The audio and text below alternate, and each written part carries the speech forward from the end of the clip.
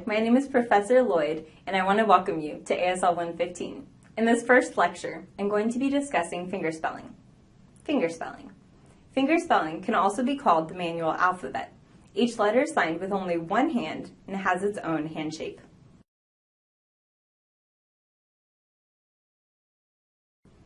Before we begin, it is important to know which hand to use. When you fingerspell and sign, you should use your dominant hand. For most people, this will be the hand that you write with. I'm right-handed, so I use my right hand as my dominant hand. This will be the hand that I fingerspell everything with, as well as the hand that I use as the dominant hand when I sign two-handed signs. Regardless of which hand that you choose to use, you need to be consistent with your choice. Consistency in your dominant hand means that during a single conversation, you will use only one hand as dominant. This means that you cannot sign one word with your left hand and then fingerspell a word with your right hand.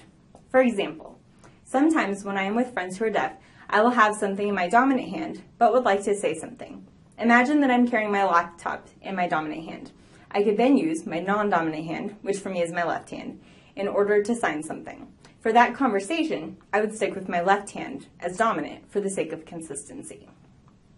Then, when I arrive at my meeting and set my laptop down, I would go back to signing with my right hand.